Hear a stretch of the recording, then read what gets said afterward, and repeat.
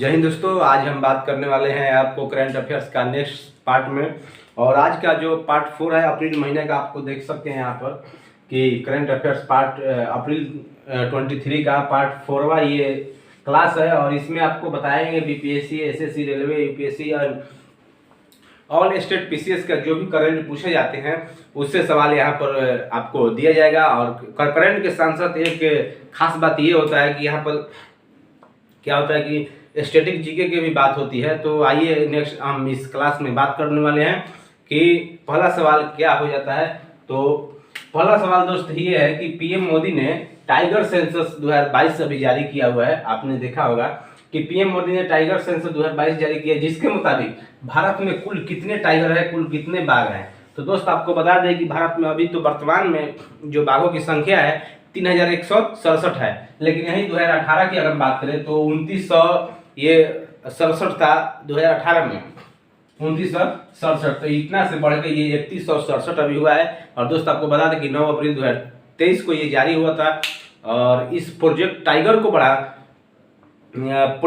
को आगे बढ़ाने के लिए प्रोजेक्ट टाइगर 1973 में 1973 में इस प्रोजेक्ट टाइगर को शुरू किया गया था, जिससे हमारे देश में बाघों को बढ़ाया जा सके। उस टाइम की अगर बात करें 1973 में कि टोटल कितने बाघ थे, तो 1800 बाघ उस टाइम हुआ करते थे। लेकिन 50 साल के बाद इस रिपोर्ट को जारी किया गया। और दोस्त आपको बता दें कि हर 4 साल पर इस रिपोर्ट को जारी किया जाता है। 200 बाघों की वृद्धि हुई है। और 2006 में अगर बात करें कि कितने बाघ थे, तो 1411 बाघ हुए थे। 17 सालों में 2.25 गुना वृद्धि हुआ है। तो इस चीज़ को आप देख सकते हैं। और टाइगर डे की बात करें कि इंटरनेशनल टाइगर डे कब मनाया जाता है, तो प्रत्येक साल 29 जुलाई को इंटरनेशनल टाइगर डे मनाने की हम लोग कोशिश करते हैं। अभी हाल ही में पीएम मोदी ने अपने जन्मदिन पर भी आपने देखा होगा कि कीना बीबीएस से चीते को लाए थे। और अभी 8 चीते लाए थे जो कूनो नेशनल पार्क में छोड़ा गया था। जो कूनो नेशनल पार्क का है तो मध्य प्रदेश में है। और उसमें एक अभी दुखद खबर आ रही है कि एक मादा चीता का मौत हो चुकी है किसी बीमारी के कारण। तो आपने देखा होगा कि कैसे हमारे केंद्र सरकार बाघों को लेकर कितना चिंतित रहती है और कितना आगे बढ़ाने के लिए कोशिश कर रही है। और दोस्त आपको बता दें कि मध्य प्रदेश की बात करें तो वहाँ के जो चीफ मिनिस्टर है शिवराज जी चौहान है मध्य प्रदेश में। वहाँ के जो लोकसभा सीट है 29 है। वहीं राज्यसभा की बात करें तो राज्यसभा में 11 सीट, और विधानसभा की बात करें तो 230 सीट के साथ ये विधानसभा मध्य प्रदेश का है। और दोस्त आपको बता दें कि दूसरा क्वेश्चन आपको यहीं पर दिया गया है कि राष्ट्रपति द्रौपदी मुर्मू जी ने किस फाइटर जेट में उड़ान भरी। देखिए सवाल क्या है कि राष्ट्रपति द्रौपदी मुर्मू जी ने किस फाइटर जेट में उड़ान भरी, और ऐसा करने वाली तीसरी राष्ट्रपति बन गई है। तो सुखोई 30 MKI ये इसी फाइटर जेट में इन्होंने उड़ान भरा था। आपको बता दें कि 8 अप्रैल 2023 को असम से जो तेजपुर एयरबेस स्टेशन है वहां से ही ये उड़ान भरी थी। और ये राष्ट्रपति जो तीसरी बनी है इस फाइटर जेट में उड़ान भरने वाली, ये तीसरी राष्ट्रपति है। तो इससे पहले 2006 में डॉक्टर APJ अब्दुल कलाम भी उड़ान एक बार भरे हुए थे। और उसके बाद 2009 में प्रतिभा पाटिल ये भी उड़ान भर चुकी है। और 2023 में राष्ट्रपति द्रौपदी मुर्मू जी ये भी उड़ान भर चुकी है। तो अभी भारत में टोटल 3 राष्ट्रपति हुए जो फाइटर जेट में उड़ान भर चुके हैं। और दोस्त आपको बता दें कि जो द्रौपदी मुर्मू है ये 15वें क्रम की राष्ट्रपति है। और ये दूसरी महिला राष्ट्रपति और पहली महिला आदिवासी राष्ट्रपति ये अपना खिताब लेकर जाती हैं। और दोस्त आपको बता दें कि ये किस समुदाय से है, ये सवाल पूछा जा सकता है कि ये हमारे राष्ट्रपति द्रौपदी मुर्मू जी किस समुदाय से आते हैं। तो दोस्त आपको बता दें कि ये संथाल समुदाय से है। और राष्ट्रपति के बारे में और हम बातें कर सकते हैं अगर उससे भी चले कि अभी हाल ही में असम में भी गज उत्सव का उद्घाटन किया था हमारे राष्ट्रपति द्रौपदी मुर्मू जी ने।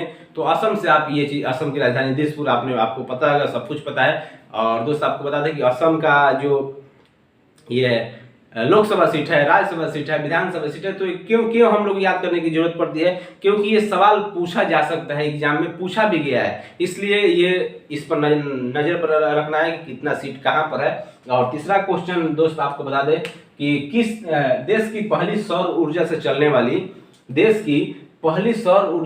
वाली नाव कहाँ संचालित की गई। तो दोस्त आपको बता दें कि ये केरल में संचालित किया गया देश का ये पहला सौर ऊर्जा से चलने वाली नाव होगी, जो ये केरल में बनकर तैयार हो चुकी है। सूर्यांशु इसका नाम है। पर्यटक जहाज है, 80 यात्रियों को ले जाने की इसके पास क्षमता है। 3.95 करोड़ रुपया में इसको बन के तैयार हुआ है। और दोस्तों आपको बता दें कि श्रीलंका के एक यार्ड में इसको बनाया गया। एक में खासियत क्या है कि ये डबल डेकर है, ऊपर भी आप बैठ सकते हैं, नीचे भी बैठ सकते हैं, डबल डेकर है। वहाँ का चीफ मिनिस्टर की अगर दोस्त बात करें कि पिनराई विजयन जी चीफ मिनिस्टर है, गवर्नर की बात करें तो मोहम्मद आरिफ खान जी हैं।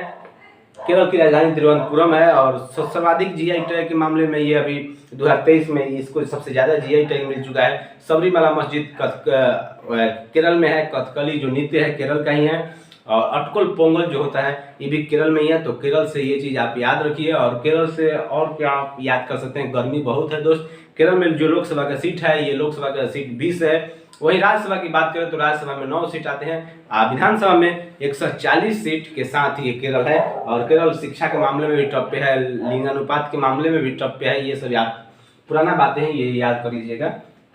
और चौथा सवाल दोस्त बात कर लेते हैं, किस राज्य के वुड कॉर्निंग को जीआई टैग मिला हुआ है? तो ये लद्दाख है आपका केंद्र शासित प्रदेश, इसको वुड कॉर्निंग के लिए जीआई टैग मिला हुआ है। और आपको बता दें कि इस जीआई टैग एक्ट 1999 के तहत उत्पादों को पंजीकृत करने के लिए लद्दाख की लकड़ी को ये वुड कॉर्निंग को ही जीआई टैग दिया गया है। ये एक बार अगर जीआई टैग दिया जाता है तो ये 10 साल के लिए फिक्स रहता है। भारत में अगर बता दें आपको कि दोस्त पहली बार जीआई टैग कब दिया गया था, 2004 में दार्जिलिंग चाय को जीआई टैग मिला हुआ था।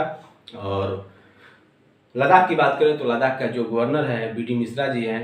और डार्क स्काई रिजर्व एक भारत का पहला लद्दाख में ही है, डार्क स्काई भारत का पहला लद्दाख में ही है। तो इस चीज़ से आप याद रखिएगा लद्दाख से। और नेक्स्ट क्वेश्चन पर बात कर लेते हैं कि राष्ट्रपति द्रौपदी मुर्मू ने भरोक्सा एक ट्रस्ट ऐप लॉन्च किया है, किससे संबंधित है? तो ये महिला सुरक्षा से संबंधित है। भरोक्सा ऐप आपसे पूछा जा सकता है कि भरोक्सा ऐप किससे संबंधित है और किसने जारी किया? तो ये राष्ट्रपति द्रौपदी मुर्मू जी ने जारी किया। और किससे संबंधित है? तो ये है किससे?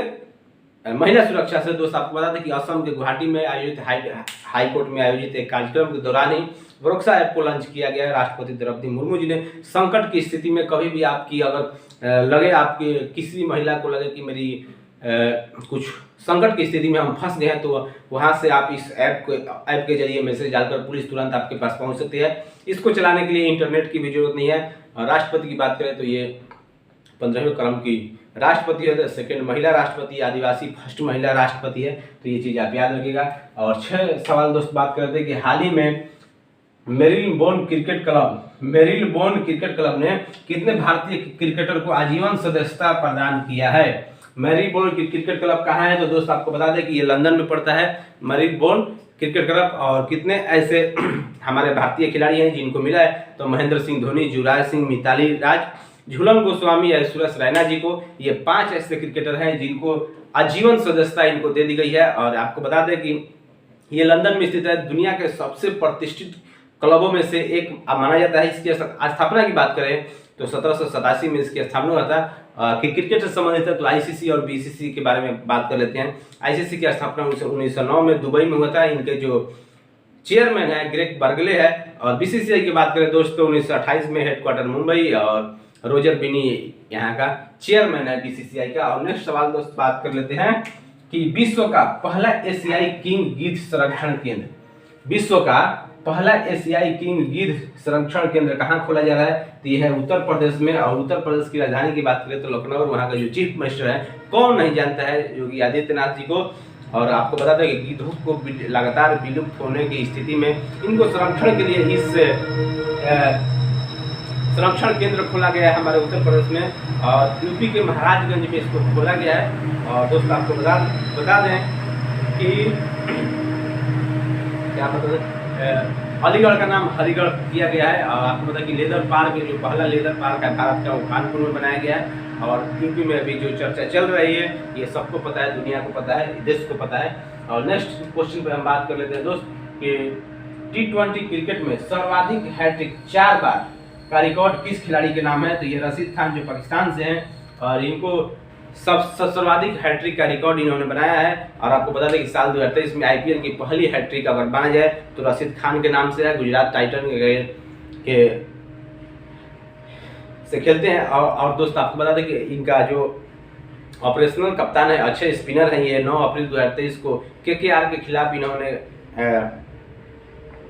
मारा था। और दोस्तों आपको 17वें ओवर में 3 गेंदों में रसेल, सुनील रेन और एक और को आउट किया था। तो दोस्तों आपको पता कि 3 व्यक्ति थे, तीनों को हैट्रिक मारा, 3 बॉल पर 3 खत्म, 4 बॉल पर 4, ऐसे करके ये इनके नाम है 4 बार के हैट्रिक, रशीद खान के ही नाम है। और नेक्स्ट सवाल बात कर लेते हैं दोस्त, चुनाव आयोग द्वारा किस राजनीतिक दल को राष्ट्रीय दल का दर्जा दिया गया? तो ये है आम आदमी पार्टी। इसको क्या है कि राष्ट्रीय दल का दर्जा मिल गया। पहले क्षेत्रीय पार्टी थी, राजकीय पार्टी थी, लेकिन अभी ये राष्ट्रीय दल की दर्जा इसको मिल चुका है आम आदमी पार्टी को। और दोस्त आपको बता दें कि चुनाव आयोग ने 9 अप्रैल 2023 को, देश की ये 8वीं थी, लेकिन चुनाव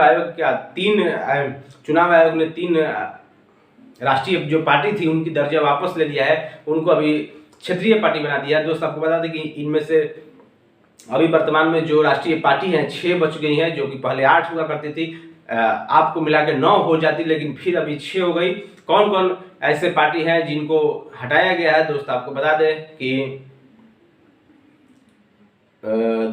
बता दें कम। और एक बात और याद कर लेते हैं कि जो राष्ट्रीय पार्टी थी ना, राष्ट्रीय पार्टी एनपीपी और नेशनल पीपुल्स पार्टी, ये सब जो पार्टी अभी नया बनी हुई है, जैसे बीजेपी होगी, आईएनसी होगी, बीएसपी होगी, सीपीआईएम हो गई, ये सब राष्ट्रीय पार्टी है। और राष्ट्रीय पार्टी की दर्जा अभी तीन पार्टी का दर्जा छीन लिया गया है चुनाव आयोग के द्वारा। और दोस्त आपको बता दें कि अभी वर्तमान में जो पार्टी है ये 6 है राष्ट्रीय पार्टी, तो इससे आप याद रखिएगा। और 10वां सवाल दोस्त बात करते हैं कि हाल ही में सी विजिल ऐप लॉन्च किया गया, किसने जारी किया? तो चुनाव आयोग ने इसको जारी कर दिया है। और चुनाव आयोग की स्थापना की अगर बात करें तो 25 जनवरी 1950 को, 25 जनवरी को हम लोग राष्ट्रीय मतदाता दिवस मनाते हैं। और सी विजिल ऐप किस लिए लॉन्च किया गया? तो दोस्तों आपको बता दें कि चुनाव के टाइम जो आचार संहिता लागू होता है ना, उसके उल्लंघन के संबंध में फास्ट ट्रैक शिकायत आप कर सकते हैं इस ऐप के द्वारा। और चुनाव आयोग का अगर पहला चुनाव आयुक्त की बात करें तो सुकुमार सेन थे, जो वर्तमान में अभी राजीव कुमार जी हैं। तो चुनाव आयोग से आप इतना चीज याद रखिएगा, इलेक्शन कमीशन ऑफ इंडिया। और नेक्स्ट पार्ट में मिलेंगे हम लोग पार्ट 5 में, और पार्ट 5 में हम दूसरा क्वेश्चन लेकर आएंगे, तो आप देखना ना भूलिए और चैनल को सब्सक्राइब करना ना भूलिए। जय हिंद, जय भारत।